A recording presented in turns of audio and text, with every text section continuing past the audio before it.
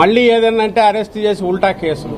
నిన్న సాయంత్రం ఇది తెలియగానే రమేష్ లేడు, పరిస్థితి తెలుసుకుందామని మా పార్టీ నాయకులు, పార్టీ జిల్లా అధ్యక్షుడు అవినాష్, ఇతర నాయకులు మన విష్ణు, వెల్లంపల్లి సీను, జగన్మోహన్ రావు గారు, అలాగే మాకు తన్నీరు నాగేశ్వరరావు గారు దగ్గరపేట కోఆర్డినేటర్ వాళ్ళు, స్వామిదాస్ తిరువూరు నుంచి అరుణ్ కుమార్ ఎమ్మెల్సీ, వీళ్ళందరూ కూడా ప్రయత్నం చేస్తే రీచ్ ఎక్కడ వాళ్ళని అక్కడికి ఆపేశారు.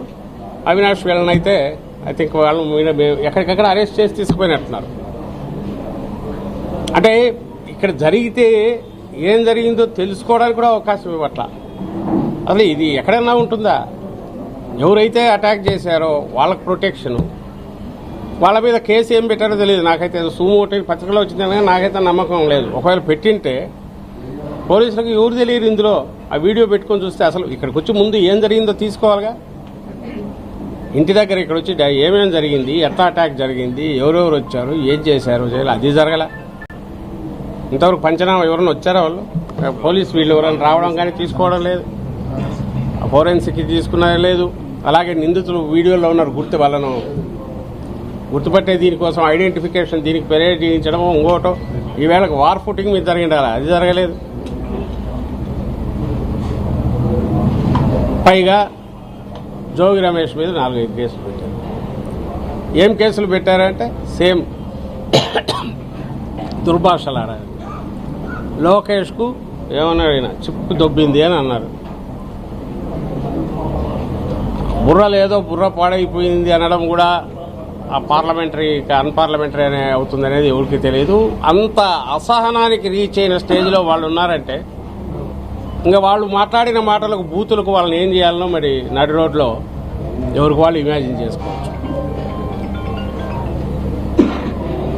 ఆ అసహనం పెరగడమే కాదు, అది అనగాదు మర్యాదగా ఒకవేళ చంద్రబాబు నాయుడు గారు అన్నా కూడా బూత్లాగే అన్నా కూడా వాళ్ళు కన్సిడర్ చేయాలంటే చేస్తారనేది ప్రూవ్ చేస్తారు. ఎందుకు కేసు పెట్టడానికి ఏముంది, సెక్షన్ పెడతారు, దాంట్లో కూడా నాన్ బెయిలబుల్ అంట. నాన్ బెయిలబుల్ ఎట్లా పెట్టారో నాకు అర్థం కాదు.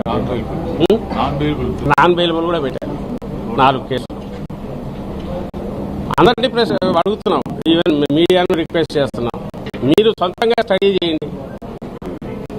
ఇక్కడ విక్టిమ్ ఎవరు, అక్కడ విక్టిమ్ ఎవరు, ఇక్కడ విక్టిమ్ ఎవరు, అక్కడ అంబటి రాంబాబు ఆయనకు సంబంధించి ఆయన ఇంటి మీద అటాక్, బందిపోటు దొంగలు అటాక్ చేయడానికి, బందిపోట్లు అటాక్ చేయడానికి, రౌడీలు అటాక్ చేసి కొట్టడానికి, పూర్వకాలంలో మనం చూస్తున్నట్టు అరాచక ముఠాలు గన మీదికి వచ్చి పడేసి ఇళ్ల మీద పడి నేలమట్టం చేసిన దానికి దీనికి తేడా ఏముందో నాకు అర్థం కావట్లా. కేవలం చట్టం మా చేతిలో ఉంది, పోలీసులు మా చేతుల్లో ఉన్నారని ఇట్లా చేయడం అని అంటే తమ రాజకీయ సమాధికి వాళ్ళు నిర్ణయించుకున్నారు, వాళ్ళ కర్మ. బట్ దీన్ని సహిస్తూ అయితే ఊరుకోలేము. దీన్ని ఏ రకంగా ప్రజాస్వామ్యబద్ధంగా ఎదుర్కోవాలో అది ఎదుర్కొంటాం. జాతీయ స్థాయిలో గొంతు వినిపించే ప్రయత్నం చేస్తాం, అందరి దృష్టికి తీసుకెళ్ళాలి, ప్రజల్లోకి తీసుకెళ్లే ప్రయత్నం చేస్తామని చెప్తూ ఇందులో ఉన్న వాస్తవాలన్నింటినీ జరిగింది ఏంటి, ఎవరి తప్పు ఉంది, ఇప్పుడు ఇక్కడ మాట్లాడడం గురించో లేక ఒక భాష గురించో తీసుకుంటే దానికి నిజంగానే నువ్వు అఫెండ్ అయింటే కంప్లైంట్ ఇచ్చుకోవడానికి స్కోప్ ఉంది.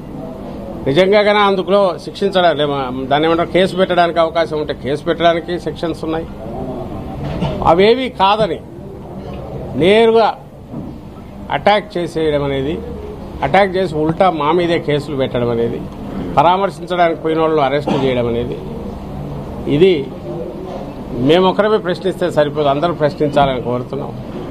వీటన్నిటికీ మూల కారణమైన ఏదైతే అసలు రీజన్ ఉందో, దీనన్నిటికీ ఏది రీజను? నిన్న రాంబాబు మాట్లాడినా లేక ఈయన మాట్లాడినా లేదా అంతకుముందు బ్రహ్మనాయుడు వాళ్ళు చేసిన ప్రయత్నమైనా ఏంటి రీజను? తిరుపతి పవిత్ర ప్రసాదం, తిరుమల వెంకటేశ్వర స్వామి పవిత్ర ప్రసాదం, లడ్డూ ప్రసాదం మీద చంద్రబాబు నాయుడు గారు చేసిన చండాలమైన కామెంట్, జంతువులకు కల్తీ అయింది ఆయన ఇచ్చిన అబద్ధపు స్టేట్మెంట్ ఏదిందో అది అబద్ధం అనే విషయం సుప్రీంకోర్టు ఆదేశాల మేరకు సిబిఐ సిట్లో వాళ్ళ ఎంక్వైరీలో జాతీయ ల్యాబొరేటరీలు ఇచ్చిన రిపోర్ట్. అది ఎవరు మ్యానిపులేట్ చేసేది ఇంకోటి కాదు, లేకపోతే మార్చగలిగింది కాదు. సహజంగానే ఆ వాస్తవం ఇది వచ్చినప్పుడు అయ్యా ఇది వాస్తవం అని చెప్పే ప్రయత్నం అందరం చేశాం. మేమే కాదు, బయట మేధావులు కూడా ఎందుకు ఇట్లాంటి అబద్ధం ఆడారు చంద్రబాబు నాయుడు గారని వాళ్ళు ప్రశ్నించారు. న్యూట్రల్ మేధావులు అది భరించలేక అదే మాటను మళ్ళీ రిపీట్ చేస్తూ కల్తీ ఉందని చెప్పి వేసిన ఫ్లెక్సీలు, ఊరు పేరు లేని ఫ్లెక్సీలు అవి చట్టవిరుద్ధమే. అసలు వాటిని ఎట్లా అలౌ చేశారో అర్థం కావట్లా. బ్యానర్లు కట్టారు, అవి తీయడానికి పోతే దానికి పోలీసులు అడ్డం వస్తున్నారు. దాంట్లో జగన్మోహన్ రెడ్డి గారి ఫోటో పెడతారు. జగన్మోహన్ రెడ్డి గారి ఫోటో, మాజీ చైర్మన్లు ఇద్దరు సుబ్బారెడ్డి కరుణాకర్ రెడ్డి వాళ్ళ ఫోటోలు ఇవి పెట్టి తెలుగుదేశం పార్టీ వేసిన పేరు వేసుకోవడానికి కూడా ఇది లేకుండా పేరు లేని బ్యానర్లు వేస్తే, ఫ్లెక్సీలు పెడితే వాటిని ప్రశ్నించడానికి వెళ్తే అవి తీసేయాలని డిమాండ్ చేస్తే దాని మీద కర్రలు రాళ్ళు తీసుకుని వచ్చి మీదకి వచ్చేసేయడము, లేదంటే వీళ్ళని తోసేయడము, దౌర్జన్యం చేయడము, ఇవన్నీ చేసి నుంచి వచ్చిన సంఘటనల నుంచి వచ్చినవి ఈ పరిణామం. సో అసలు దాన్ని నువ్వు తప్పు చేశావు, దాన్ని కవర్ చేసుకోవాలనుకుంటున్నావు, దీన్ని క్వశ్చన్ చేయాలని సహించలేకుండా అన్నావు, ఇష్యూస్ మీద ప్రశ్నించడానికి సహించలేకుండా అన్నావు. దానికోసం కొత్త ఇది క్రియేట్ చేసేసి టెర్రరైజ్ చేసి ఎక్కడా వాయిస్ రేయకూడదు అని ప్రయత్నం చేస్తాం. ఇది నిలబడదు. ఇది ఖచ్చితంగా ఎదుర్కొంటాం. అన్ని పద్ధతుల్లో న్యాయస్థానాల్లో అప్రోచ్ అవుతాము, మీడియా మీ ద్వారా జనం దృష్టికి తీసుకెళ్తాము, జాతీయ స్థాయిలో కూడా దీన్ని తీసుకెళ్లే ప్రయత్నం చేస్తాం. అలాగే సెంట్రల్ హోమ్ మినిస్టర్ను వాళ్ళను కలిసి హోమ్ సెక్రటరీ కూడా మా పార్లమెంట్ సభ్యులు లెటర్స్ పెట్టారు, అక్కడ కలుస్తారు. ఎన్హెచ్ఆర్సీని అప్రోచ్ అయ్యారు. అండ్ దీని ద్వారా వైఎస్ఆర్సీపీని క్యాడర్ని ఏదో భయపెట్టాలని చూస్తేనో, వైఎస్ఆర్సీపీ నాయకులు భయపెట్టాలని చూస్తే చంద్రబాబు నాయుడు భ్రమ అనేది కూడా ఈ మధ్య నిన్నామన్నా జరిగిన వాటిని బట్టి కూడా తెలుస్తుంది.